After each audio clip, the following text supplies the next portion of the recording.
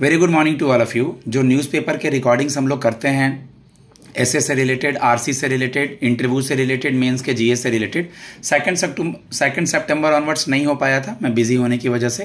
तो सेकंड के बच्चों को जो न्यूज़पेपर से आर्टिकल्स दिया था उनका आज डिस्कशन है। ओके, अभी आगे आने वाले एग्जाम्स, प्रीलिम्स, मेंस और इंटरव्यू और डिस्क्रिप्टिव के लिए मुझसे मेरे नंबर 7503-235358 पे कॉन्टैक्ट कर सकते हैं। मैं कम इन बोल रहा हूँ, मुझे लगा इंटरव्यू लेना है। ठीक है, पूनम स्टार्ट करो। Good morning. My name is Poonam and I'm from Maharashtra. And my topic is noise pollution is rising, but policy is failing silent. In this article, highlight the situation and of growing problem of noise pollution in India, particularly in urban areas. और इससे और भी बताया गया कि इसमें वजह से लोग बहुत परेशान हो रहे हैं, उनके हेल्थ इश्यूज बहुत हो रहे हैं। तो क्या क्या कारण है जिसकी वजह से ये सब पॉल्यूशंस वगैरह की प्रॉब्लम हो रही है। तो जैसे कि इनइफेक्टिव पॉलिसीज हैं कि वैसे इंडिया में नॉइज पोल्यूशन को कंट्रोल करने के लिए वैसे तो बहुत सारी पॉलिसीज हैं, बहुत सारे लॉज हैं, बट उन लॉज को प्रॉपरली फॉलो नहीं किया जाता है। और इस आर्टिकल में ये भी बताया गया है कि नॉइज पोल्यूशन के लिए हमेशा जो एक लिमिट सेट की गई है एक नॉइज पोल्यूशन को, उससे हमेशा ज़्यादा ही होता है। उसके एग्जांपल्स जैसे कि बहुत सारे स्टेट हैं, जैसे दिल्ली हो गया, बेंगलुरु हो गया, और नॉइज पोल्यूशन का लेवल भी बढ़ता जा रहा है, बढ़ता ही जा रहा है, और लोग अब इससे यूज टू हो गए हैं। और नॉइज पोल्यूशन से लोगों के mental health and physical health पे भी प्रॉब्लम अफेक्ट कर रहा है। और इसको सुप्रीम कोर्ट के जो सुप्रीम कोर्ट ऑफ इंडिया है, उन्होंने भी मानना है कि जो नॉइज पोल्यूशन फ्री इन्वायरमेंट है वो फंडामेंटल राइट्स है। और नॉइज पोल्यूशन से एनिमल्स, बर्ड्स, इन सबको भी प्रॉब्लम होती है। तो इसका सोल्यूशन ये बोला गया है कि नॉइज पोल्यूशन को कम करने के लिए हम स्ट्रिक्ट लॉज ला सकते हैं और बनाने चाहिए, और उनको प्रॉपरली फॉलो भी करना चाहिए, और लोगों को अवेयर करना चाहिए कि उनसे नॉइज पोल्यूशन कम करने के लिए उनको क्या क्या कॉजेस है, उन सब के लिए उनको अवेयर भी करना चाहिए। Good, very good. Next Neha है। Yes sir. ओके, बस 2 मिनट लेना है, फटाफट समझाते टाइप से बोलना है, आराम से, slow. My topic is ISRO seek proposal from scientific committee to study Chandrayaan-3 data. ISRO on Monday, 1 September 2025, issue an announcement of opportunity for scientific analysis and the utilization of data from the experiments of Chandrayaan-3 lander and rovers. इसमें कहा गया है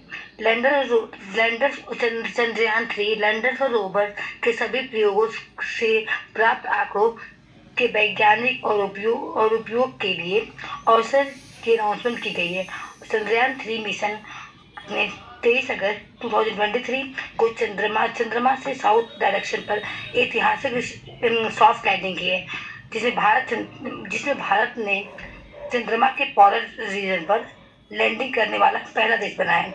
इसरो ने कहा है Chandrayaan-3 mission ने scientist result को बढ़ाने के लिए इसरो को इस एरो के माध्यम से नेशनल साइंटिफिक कमेटी से चंद्रयान-3 लैंडर रोवर्स के सभी प्रयोग से प्राप्त आंकड़ों के साइंटिफिक एनालिसिस और उपयोग के प्रपोजल मांग रहा है। एरो इंडिया ने रिकॉग्नाइज सर्टिफिकेट स्कूल, कॉलेजेस और गवर्नमेंटल ऑर्गेनाइजेशन को प्रेजेंट किया है ग्रुप में। Thank you. Good, very good.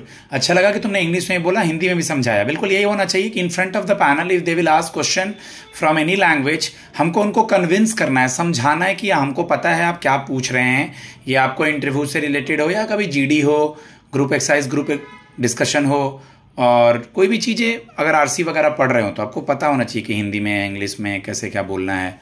ठीक है, आदर्श, देन अनुजा, ये 2 लोग बचे ना, बाकी तो निशु, हेमा और इसको दिए नहीं थे, और जिनको दिए थे वो भी क्लास में नहीं है। ठीक है, कोई बात नहीं।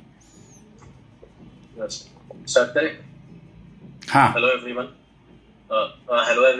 I am Adarsh and I am here to discuss an article, will accept SIR claims until last day of nominations। तो इस आर्टिकल में जो बिहार में इलेक्शन होने वाले हैं तो उस इलेक्शन के पहले जो वहाँ पे वो SIR का जो प्रोसेस हो रहा है, जिसके तहत कि लाइक जो वोटर्स है उनको मतलब कि वैलिडेट किया जा रहा है, तो उसमें ये बताया कि जो 1 सितंबर था तो उसमें लिस्ट आने वाली थी कि कितने लोगों का मतलब उसमें हो गया फाइनल, मतलब हो गया है। लेकिन इसमें कुछ इश्यूज आ रहे थे कि लाइक वो बहुत सारे लोगों को एक्सक्लूड कर दिया गया था, तो वो लोग फर्दर इसमें क्लेम कर रहे थे। तो उसमें जो क्लेम करना था तो उसका डेट पहले जो था वो 1 सितंबर था, लेकिन अभी जो मतलब क्या कहते हैं, मतलब ये जो इलेक्शन कमीशन है उनका कहना है कि जो जो जो मतलब आखिरी डेट होगा नॉमिनेशन का, उस डेट तक वो लोग मतलब कि क्लेम वगैरह को एक्सेप्ट कर लेंगे उस केस में। और जो भी क्लेम्स आएंगे उसका जो मतलब इफेक्ट होगा वो जो फाइनल लिस्ट आएगा, मतलब जो सितंबर 30 को एक और लिस्ट आने वाला है फाइनल, तो उसमें भले उनका इफेक्ट ना हो, लेकिन जो फाइनल लिस्ट आएगा मतलब कि एक 2 मंथ बाद उसमें उनका इफेक्ट मतलब आ सकता है। तो ऐसा इसमें कहा गया है। प्लस इसमें कुछ फिगर्स के बारे में बात किया गया था कि इतने लोगों का लिस्ट, ये जो इतने लोगों का लिस्ट था, तो उसमें कुछ मतलब कि कुछ मतलब कि ऐसे लोग थे जिनको कि एक्सक्लूड कर दिया गया था। तो इस चीज को मतलब अवॉइड करना चाहिए था इसमें, लाइक इसमें इसमें मतलब कि अब फेयरनेस की मतलब रिक्वायरमेंट थी, बट वो हो नहीं पाया। तो इसमें मतलब एंड में ये बोला गया है कि जो मतलब कि आगे से अगर ऐसा कुछ होता है तो उसमें जो इलेक्शन कमीशन है उसको अच्छे से इसको हैंडल करना चाहिए। लाइक अभी जो हो रहा है कि जो लोग खुद से मतलब कि अपने आप को वैलिडेट कराने के लिए मतलब कि आगे आ रहे हैं, लेकिन आगे से अगर ऐसा कुछ होता है तो इलेक्शन कमीशन को मतलब इनकी डोर टू डोर पे जाके इसको मतलब कि कराना चाहिए। गुड। ये SIR वाला न्यूज़ अभी जो आदर्श ने बताया अभी टॉपिक में चल रहा है, apart from the some supreme court verdict and the other guys जिनका जो भी टॉपिक था। ठीक है, ओके, खत्म हो गया आदर्श? यस सर, हो गया। ओके, अनुजा लास्ट है। और गाइज पेपर को अब एकदम रिलैक्स होके इजी वे में पढ़ना है। न्यूज़पेपर पढ़ना बहुत ही जरूरी है आगे आने वाले एग्जाम्स के लिए और इंटरव्यूज के लिए। Okay, today last topic Anuja का है। My topic is Modi meets Putin in Tianjin, calls for expedited ceasefire in Ukraine. India के जो प्राइम मिनिस्टर मोदी हैं वो मंडे को मीटिंग हुई थी एक तियाजिन में संघाई कॉरपोरेशन ऑर्गेनाइजेशन की। उसके बाद में आर्टिकल में ना एक फोटो दिखाई गई है जिसमें प्राइम मिनिस्टर नरेंद्र मोदी जिया जिनपिंग के साथ में बैठे हैं गाड़ी में, और ये SCO संघाई कॉरपोरेशन ऑर्गेनाइजेशन के समिट के बाद में साथ में बैठे हैं और बातचीत कर रहे हैं। अब मैं आपको संघाई कॉरपोरेशन ऑर्गेनाइजेशन के बारे में बताऊंगी।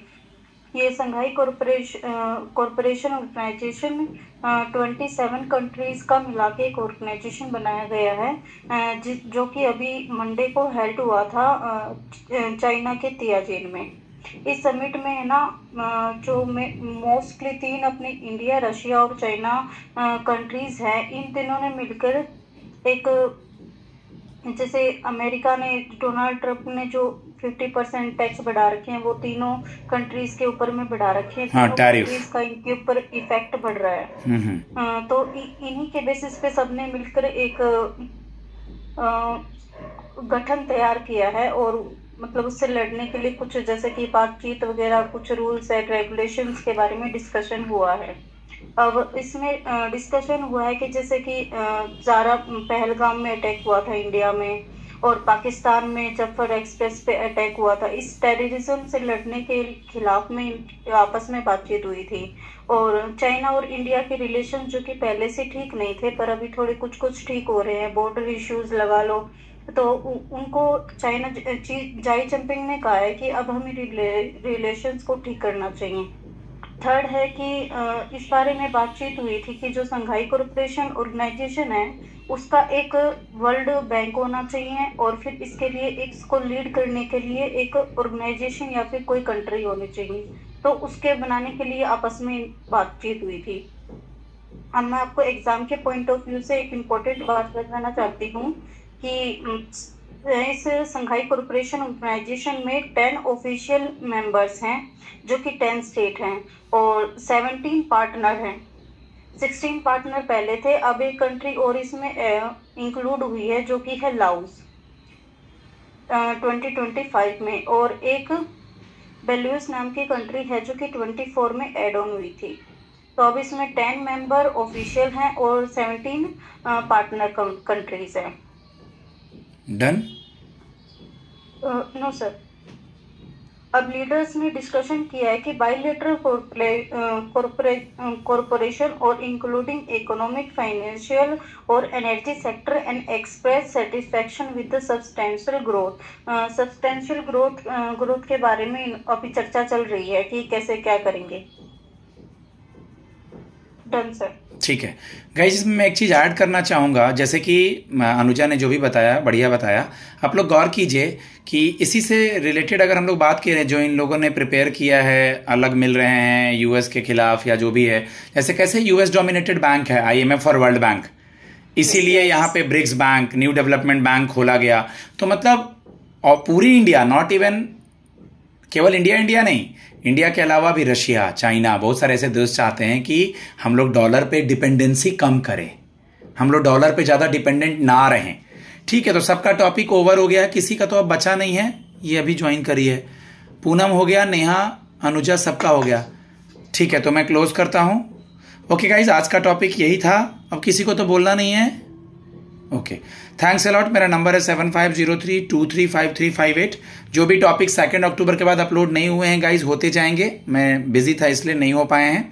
मैं 2 अक्टूबर बोल रहा हूँ, 2 सितंबर का, और 1 सितंबर ऑलरेडी अपलोडेड है। और आगे के बच्चों को मैं पेपर्स देता जाऊँगा। आगे आने वाले प्री मेंस और इंटरव्यू के लिए कॉन्टैक्ट कर सकते हैं। धन्यवाद।